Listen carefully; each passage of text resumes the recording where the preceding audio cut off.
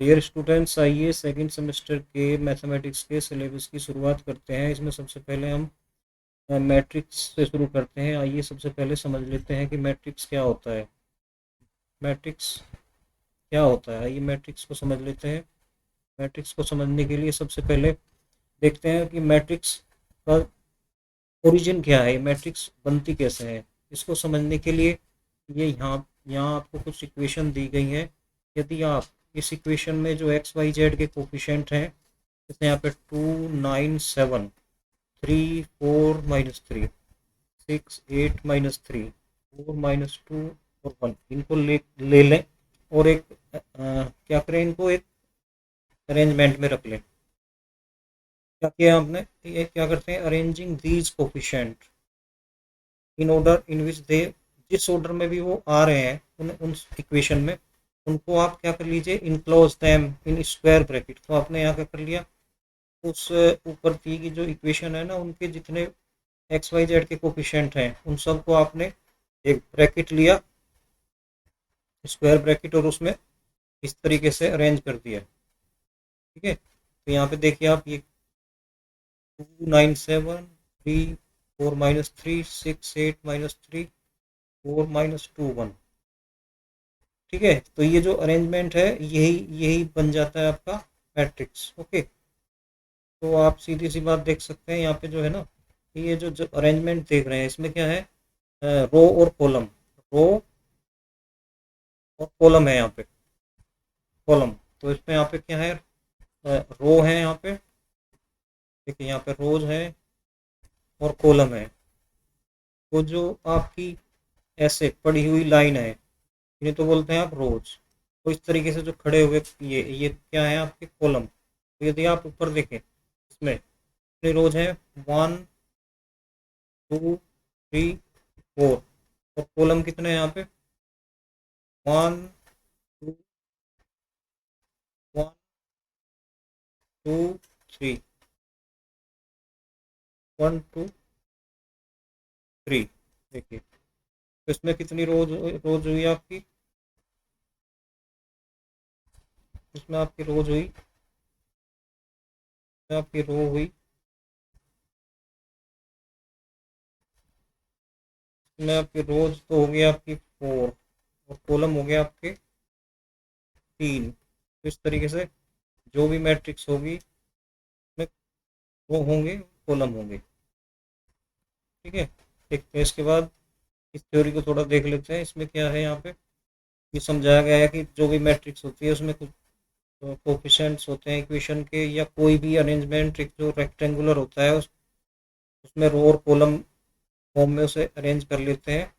उसके बाद आती है ये एलिमेंट्स, ये जो अंदर यहाँ पे, जैसे जैसे यहाँ पे ये देखिए अरेंजमेंट है यहाँ पे नंबर्स का। क्या है, इसमें कितनी रो है, 1, 2, कॉलम कितने हैं, 1, 2, 3।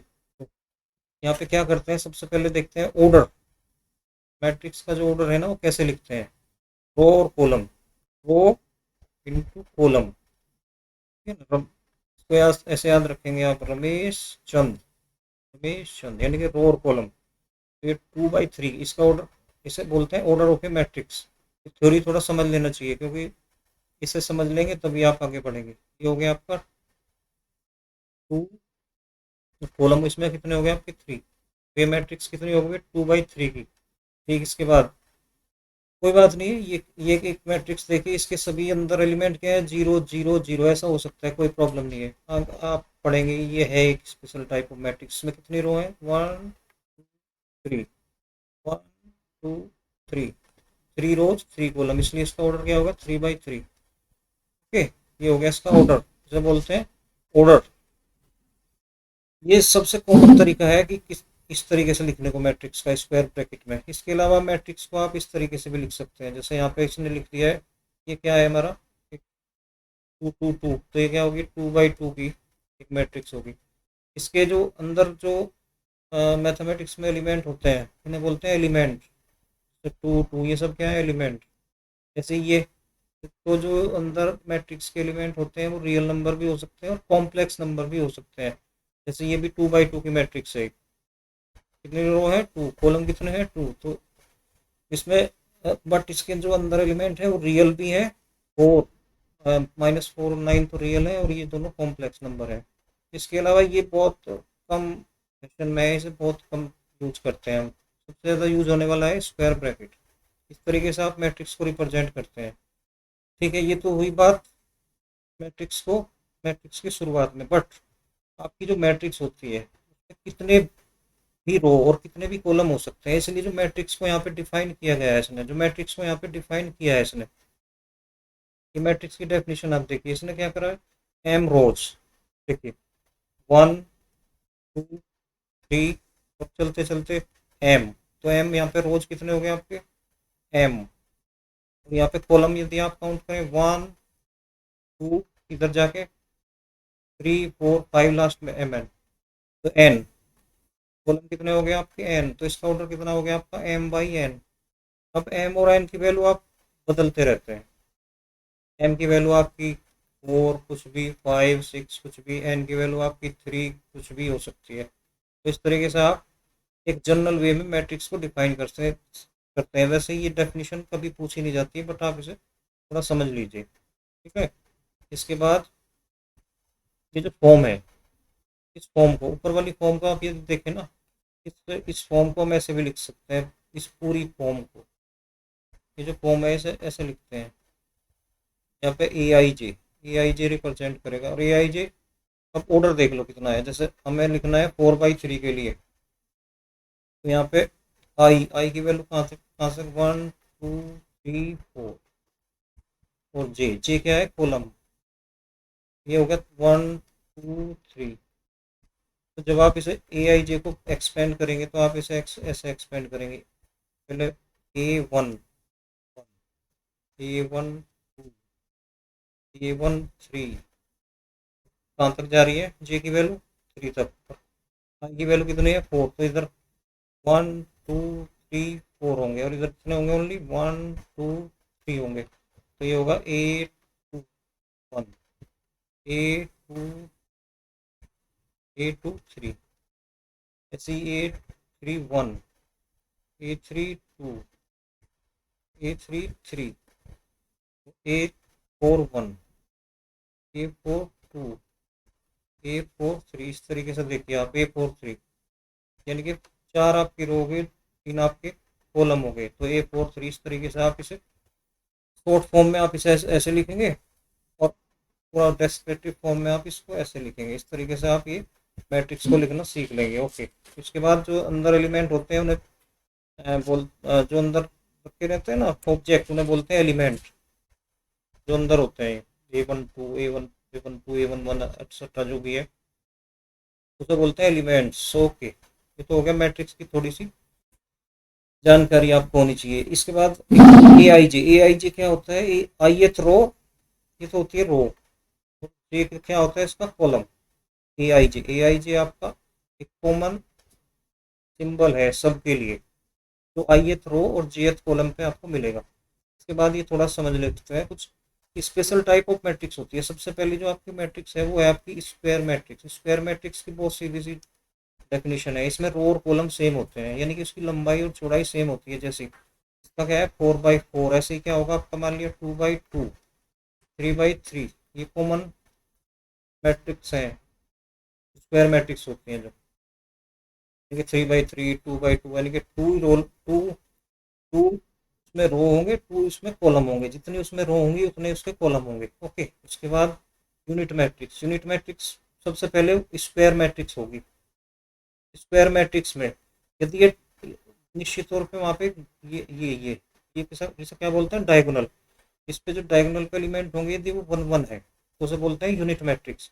यहाँ पे देखिए I2 का मतलब 2/2 की मैट्रिक्स जो यूनिट हो, या I3। ठीक है, यदि आप I1 की बात करें तो I1 कैसा होगा, केवल उसमें 1 होगा, ऐसे ये I1 होगा।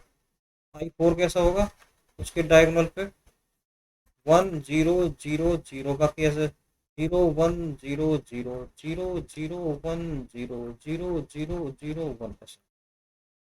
ये आपका I4 हो गया। सबसे ज़्यादा कॉमन है इसमें आई थ्री बहुत यूज होता है। इसके बाद चलते हैं नल मैट्रिक्स। नल मैट्रिक्स के लिए स्क्वायर मैट्रिक्स होना जरूरी नहीं है। ठीक है, कोई भी मैट्रिक्स जिसके अंदर के सभी एलिमेंट जीरो हो, जीरो, वही हमारी 0 1 2 3। देखिए इसके सारे एलिमेंट जीरो है, तो 3/4 का एक नल मैट्रिक्स है, 3/3 का एक नल मैट्रिक्स है, ऐसे बोलते हैं नल मैट्रिक्स। रो मैट्रिक्स जिसमें केवल एक रो हो उसे रो मैट्रिक्स बोलते हैं। कॉलम मैट्रिक्स जिसमें केवल एक कॉलम हो, जैसे ये क्या है, केवल एक रो, तो ये हो गया रो मैट्रिक्स। इसमें क्या है, कॉलम, तो ये क्या हो गया, कॉलम मैट्रिक्स। ये थोड़ा जानकारी के लिए आप समझ लीजिए, क्योंकि आप काम आएंगे। अब आता है सब मैट्रिक्स। सब मैट्रिक्स देखिए क्या है, जैसे इसमें छोटी छोटी मैट्रिक्स बनाना, ये एक मैट्रिक्स है, ठीक। इसके सब मैट्रिक्स बनाने हैं, तो आप क्या लीजिए, पहले एक छोटी सी मैट्रिक्स बना लीजिए, 1, ये बन गई एक छोटी सी मैट्रिक्स। 2, ये 3, ऐसे छोटी छोटी मैट्रिक्स बना लीजिए।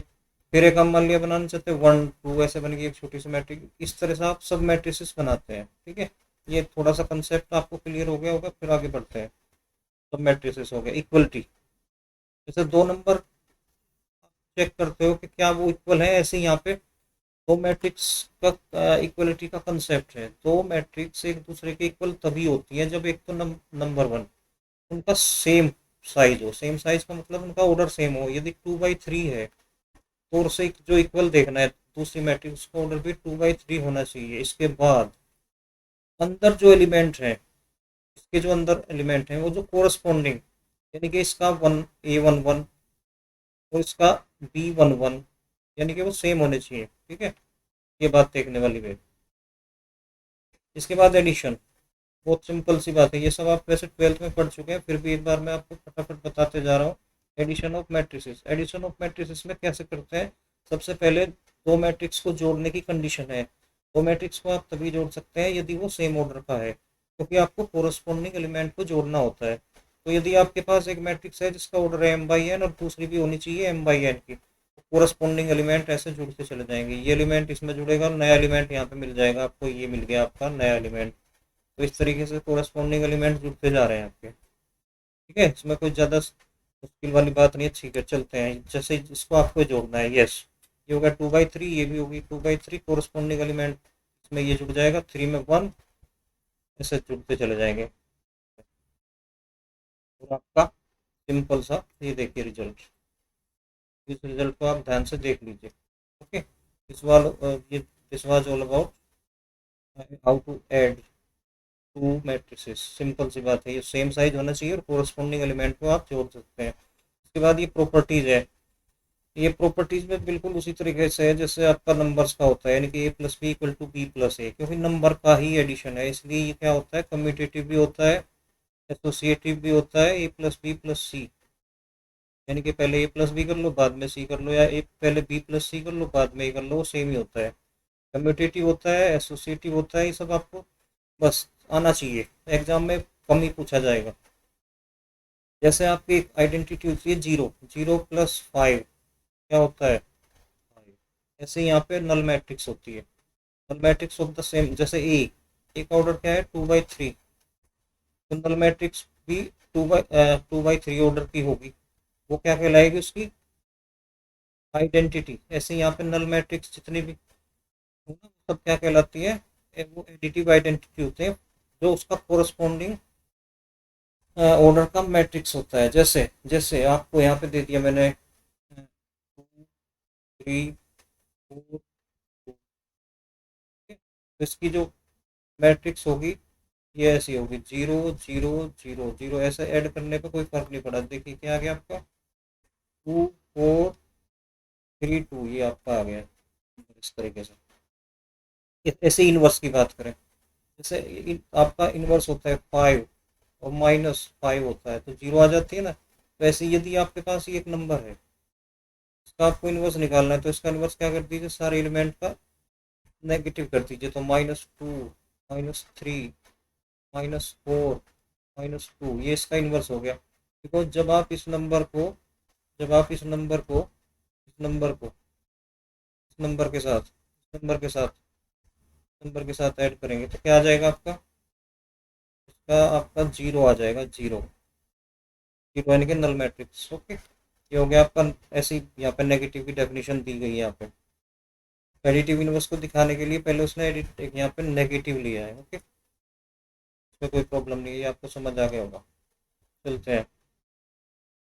जैसे दो नंबर को जोड़ने के लिए मैंने आपको सिखाया, ऐसे ही दो नंबर को सब्ट्रैक्ट, दो नंबर को आप सब्ट्रैक्ट करते हैं, ऐसे ही दो मैट्रिक्स को आप सब्ट्रैक्ट करते हैं, तो ए माइनस बी नथिंग, सिंपल सी बात है। ओके, चलते हैं। ये सब मल्टीप्लिकेशन ये थोड़ा सा इंपॉर्टेंट कंसेप्ट है, इसको ध्यान से देख लीजिए। सबसे पहली कंडीशन, दो मैट्रिक्स, जैसे आप क्या करते हैं 4 into 5 कर लेते हैं ना, 4 into 5 = 20। तो ऐसे यहाँ पे एक मैट्रिक्स आपको ए दे दी है और दूसरी मैट्रिक्स आपको बी दी है और इन्हें आपको मल्टीप्लाई करना है। तो यहाँ सबसे पहली कंडीशन है कि क्या ये दोनों मैट्रिक्स मल्टीप्लाई की जा सकती है। यस, इसके लिए कंडीशन है। क्या कंडीशन है, देखिए, यानी कि जब आप दो मैट्रिक्स को ठीक है, दो मैट्रिक्स को मल्टीप्लाई करते हैं, मैट्रिक्स को मल्टीप्लाई करने के लिए चलते हैं, आगे बढ़ते हैं। ये वाला ये कंसेप्ट आपका यहाँ पे है, ये कंसेप्ट है वो ऊपर वाला जो कंसेप्ट है वो है मैट्रिक्स को नंबर से मल्टीप्लाई करना। तो जैसे यहाँ पे ए और के की वैल्यू 2 है, तो आपको 2a करना, तो सभी नंबर्स में अंदर 2 से मल्टीप्लाई हो जाएगा, कोई फर्क नहीं पड़ने वाला। ठीक है, समझ में आ गया होगा। ये प्रॉपर्टीज कुछ खास नहीं है, आगे बढ़ते हैं। मल्टीप्लीकेशन, देखिए एक मैट्रिक्स है ए और एक मैट्रिक्स है बी, तो ये मैट्रिक्स का मल्टीप्लाई तभी संभव है जब एक ये पहली का ये क्या है रो और ये क्या है इसका कॉलम, इसका क्या है रो और ये क्या है कॉलम। तो दो मैट्रिक्स है, एक मैट्रिक्स ए है और दूसरी मैट्रिक्स बी है, इन दोनों को आपको मल्टीप्लाई करना है। तो हम क्या देखेंगे, पहली मैट्रिक्स का कॉलम, इसका तो कॉलम, तो इसका रो, ये सेम होने चाहिए।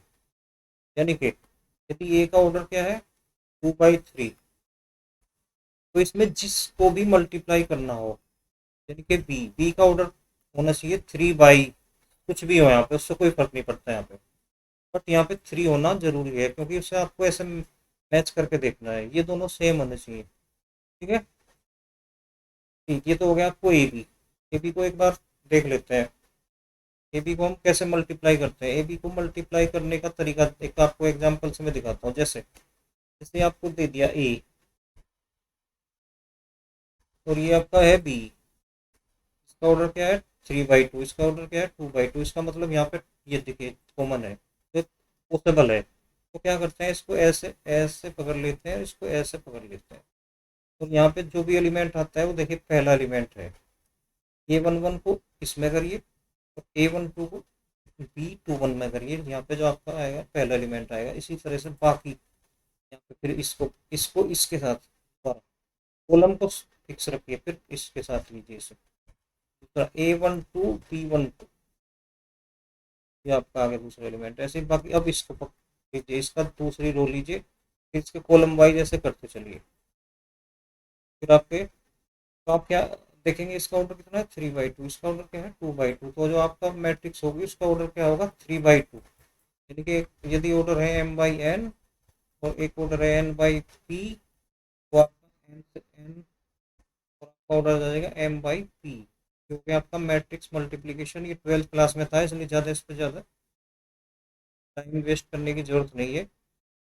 एक एग्जाम्पल इसने दिया है, इम्पोर्टेंट बात क्या की है उसने, यदि ए, जैसा आप करते हैं 5 into 4 तो होता है 20, तो होता है 4 into 5, नो प्रॉब्लम, ये भी आता है 20। बट मैट्रिक्स के केस में यदि है आपका ए बी, तो जरूरी नहीं आप बी ए भी एग्जिस्ट करे। जैसे इस केस में इसका ऑर्डर कितना है 3/3 और इसका ऑर्डर क्या है 1 2 3, 3 कितना है इसका 3/4। ठीक है, तो इसका ऑर्डर कितना हो गया, देखो इसका ऑर्डर है 3/3 पहली का, और इसका कितना 3/4, इसका ऑर्डर हो गया 3/4। तो यस, ये 3 से देखिए मैच करिए, जो रिजल्टेंट होगा वो 3/4 की एक मैट्रिक्स होगी। बट यदि आप बी ए की बात करें तो 3/4 है और दूसरी तरफ बी बी यहाँ रखेंगे अब और एक को यहाँ रखेंगे, एक ऑर्डर है 3/3, तो ये जो मैच नहीं हो रहा ना, इसलिए B A is not possible in this case, B A नहीं होगा, ए बी यहाँ पे होगा। C11, तो जो होगा नई मैट्रिक्स होगी C11 C12 3/4 की होगी ना, तो 3/4 की हमने लिख के दिखाई यहाँ पर आपको 3 इसमें कितनी रो है, 1 2 3, कॉलम कितने हैं, 1 2 3 4। अब जो C11 होगा, देखिए कैसे आएगा C11। इसने बताया कि C11 कैसे आता है, होता क्या है, वो sum of the product corresponding element किस किस के, फर्स्ट रो, ए की तो फर्स्ट रो होगी, तो यानी कि 1 1, फर्स्ट रो ऑफ ए और फर्स्ट कॉलम ऑफ बी, ठीक है, C11 मिल जाएगा। तो आपको देखना CIJ कैसे मिलेगा, CIJ, CIJ मिलेगा आपको, ए की तो ith रो और बी का jth कॉलम, इन दोनों की जो कोरस्पॉन्डिंग एलिमेंट की मल्टीप्लाई करेंगे आपको मिलेगा CIJ। ऐसे ही इसने समझाने की कोशिश करी है आपको, देखिए यहाँ पे C12 के कहा, C12 कब मिलेगा, जब आप फर्स्ट रो पे 1 और सेकंड कॉलम ऑफ 3, वैसे ही बाकी सब एलिमेंट आपको मिल जाएंगे। यहाँ पे आपको मल्टीप्लाई करके दिखाया है, ध्यान से देखिए वाले क्वेश्चन को, इसका स्क्रीनशॉट ले सकते हैं, उसे देख सकते हैं, या बुक से आप कृष्णा पब्लिकेशन की जो बुक है उसमें सब दिया गया है, वहाँ से आप देख सकते हैं। क्या किया इसने, इसको लिया ऐसे, इसको ऐसे पकड़ लिया इधर से, और कोरिस्पॉन्डिंग एलिमेंट की मल्टीप्लाई करता चला गया, 2 की 1 में, 1 की 2 में, 0 की 3 में, तो पहला एलिमेंट आगे देखिए ऐसे ही यहाँ पे, फिर इसको ऐसे ही फिक्स कर, इसमें यही रखेगा, फिर इसके साथ जाएगा, इसमें 2 की 2 में, 1 की 0 में, 0 की 1 में, तो दूसरा एलिमेंट ही आ गया। बाकी ऐसे ही बाकी सभी एलिमेंट आ जाएंगे, तो आपको एक 3/4 की मैट्रिक्स मिल जाएगी। इसमें यही था वो C11, ये आपका C11, ये आपका C12, ये होगा C13 एंड सो ऑन, ये बाकी सब एलिमेंट आप ऐसे लिख सकते हैं। वही मैंने समझाया कि यहाँ पे ए बी पॉसिबल है, बट बी ए यहाँ पे नहीं होगा, इसे ध्यान से देख लीजिए, बी ए क्यों नहीं आया, बात को एक बार फिर समझ लीजिए, बी ए क्यों नहीं आया, बिकॉज यहाँ पे मल्टीप्लीकेशन पॉसिबल है ही नहीं, बिकॉज उसका ऑर्डर है 3/4, उसका है 3/3, तो ये सेम नहीं है यहाँ पे ये नंबर। ओके, उसके बाद मैट्रिक्स जो मल्टीप्लीकेशन है उसकी प्रॉपर्टीज देख लेते हैं। देखिए सबसे इम्पोर्टेंट बात इसमें जो है ना, ये वाली बात है, ये एसोसिएटिव होता है, matrix multiplication is always associative, ये बात देख लीजिए यहाँ पे, मैट्रिक्स मल्टीप्लिकेशन आपका एसोसिएटिव होता है, ये बात ध्यान देने वाली है, matrix multiplication is always associative, से याद रखेंगे आप। डिस्ट्रीब्यूशन भी होता है इसका, जैसे नंबर का डिस्ट्रीब्यूशन लॉ होता है ना ऐसे ही, बट दिस इज इम्पोर्टेंट, ये वाला जो पोर्शन है ये देखिए ध्यान से, ए बी और बी ए यदि पॉसिबल हो, तो A B equal to B A हो, ये जरूरी नहीं है, तो एक अभी एग्जाम्पल देख लेंगे चल के, A B equal to B A, पहली बात तो ए बी हो, जरूरी नहीं कि बी ए बी कर सकें आप, पर यदि एक है 2/2 और दूसरी भी है 2/2, बी का ऑर्डर भी क्या है 2/2, बी का ऑर्डर भी क्या है 2/2, तो यहाँ पे ए बी पॉसिबल है, यस, बी ए पॉसिबल है, यस, बट जो उनकी वैल्यूज आएंगी ना यहाँ पे, जरूरी नहीं कि वो इक्वल हो, ओके, तो वो अलग अलग होंगी, और सेम हो ऐसा बहुत कम चांस है, ठीक है। यहाँ पे एक इसने क्या कहा, यदि A B equal to minus B A हो, तो उसे बोलते हैं एंटी कम्यूट, ठीक है। यदि A B equal to B A हो जा, कभी कभी जो हो भी सकता है बाई चांस, तो बोलते हैं ना कम्यूट, ए एंड बी को बोलते हैं कम्यूट, ओके।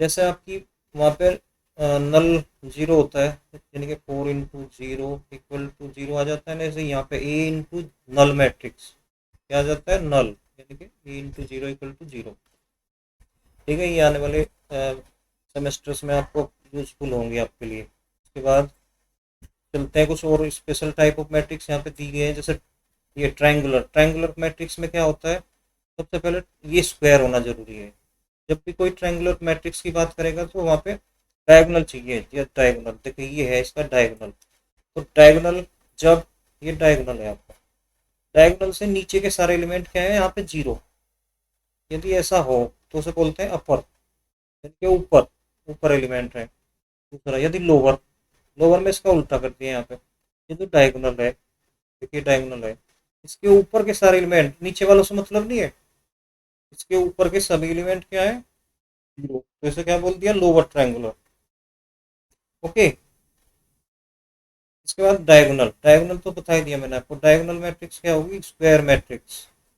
ठीक, उसके बाद whose elements above and below are all zero, देखिए तो बोलते हैं डायगोनल। ठीक है, ये देखने वाली बात क्या है, ए आई जे, तो क्या हो गए इसके, देखो पहली बात तो डायगोनल मैट्रिक्स स्क्वायर मैट्रिक्स होगी, क्योंकि डायगोनल उसी में होगा, उसके बाद उसके ऊपर और नीचे वाले सारे जीरो हो जाए, केवल डायगोनल पे एलिमेंट बचे, तो उसे क्या बोलते हैं, डायगोनल। जब डायगोनल पे एलिमेंट हो केवल, जैसे जैसे मैं एक एग्जांपल ले रहा हूँ छोटा सा, 2 3 0 0, ये कैसी है, डायगोनल। इसके बाद आता है स्केलर मैट्रिक्स। स्केलर मैट्रिक्स में क्या होता है, देखिए स्केलर मैट्रिक्स में ये जो डायगोनल एलिमेंट है ना, यदि वो सेम हो जाए, डायगोनल मैट्रिक्स होती है पहली बात तो ये।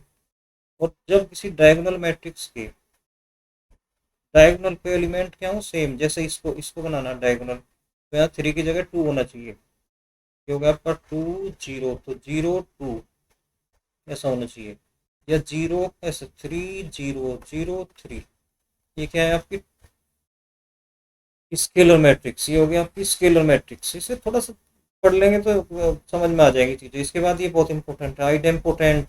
आइडेम्पोटेंट देख लिया, आइडेम्पोटेंट बहुत छोटा सा कंसेप्ट है, जब आप किसी को, आपको एक मैट्रिक्स है जैसे ए, इसका इसी में मल्टीप्लाई करा और ये सेम ही रहा, यानी कि ए स्क्वायर इक्वल टू ए, तो उसे बोलते हैं आइडेम्पोटेंट। ये कभी कभी पूछ सकता है कि दिखाओ दी गई मैट्रिक्स आइडेम्पोटेंट है, तो आप क्या करेंगे, उस मैट्रिक्स को आपस में मल्टीप्लाई कर लेंगे, और यदि वो सेम आता है तो बोलते हैं उसे आइडेम्पोटेंट। देखिए एग्जाम्पल यहाँ पे दिया गया है, तो आप करके देख लीजिए, इंटू ए, निश्चित तौर पे ये ए ही आएगा यहाँ पे, जब इन दोनों की मल्टीप्लाई, इसकी आपस में मल्टीप्लाई करोगे। उसके बाद आता है इवोल्यूटरी। इवोल्यूटरी में क्या होता है, जब आप इसका स्क्वायर करें किसी का, वो आइडेंटिटी आ जाए, तो उसे बोलते हैं इवोल्यूटरी। यूनिट मैट्रिक्स तो हमेशा होंगी क्योंकि यूनिट मैट्रिक्स है, उसका आई आई का कितनी भी आप स्क्वायर करते रहो, स्क्वायर करते ही आई आएगा वो, स्क्वायर इक्वल टू आई हो, क्योंकि आइडेंटिटी है, वन को one square equal to one ही होता है ना, इसलिए। ओके, नीलपोटेंट, नीलपोटेंट बहुत इंपॉर्टेंट कंसेप्ट है ये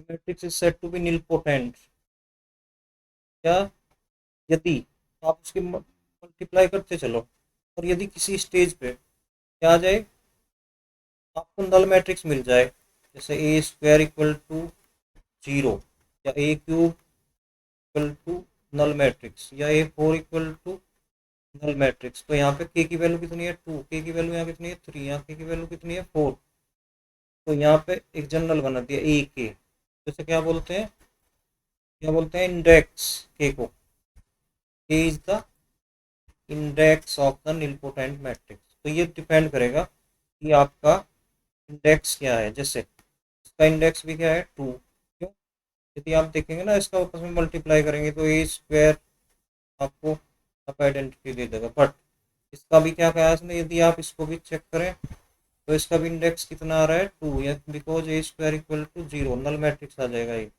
पीरियोडिक, पीरियोडिक मैट्रिक्स क्या होते हैं, पीरियोडिक, पीरियोडिक मतलब एक after happening the same thing after same interval, matrix है ही, और आपने उसे क्या करा, के प्लस वन टाइम्स करने के बाद वो रिपीट होके ही आ गया, जैसे ए की पावर 5 किया आपने, और वो ही आ गया, तो के यहाँ के की वैल्यू कितनी हुई, हिसाब से के की वैल्यू 4 हुई, तो 4 को क्या बोलते हैं इसका,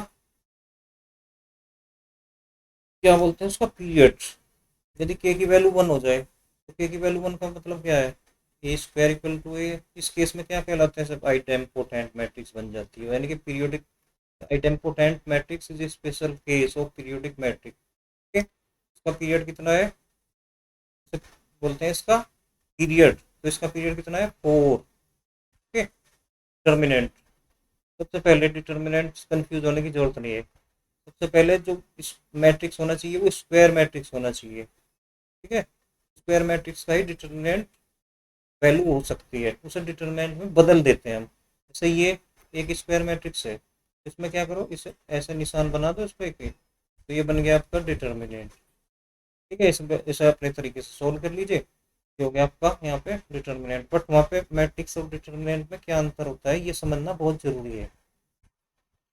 देखिए मैट उसने क्या कहा, मैट्रिक्स एक can not be reduce to a number, क्योंकि वो तो एक अरेंजमेंट है भाई।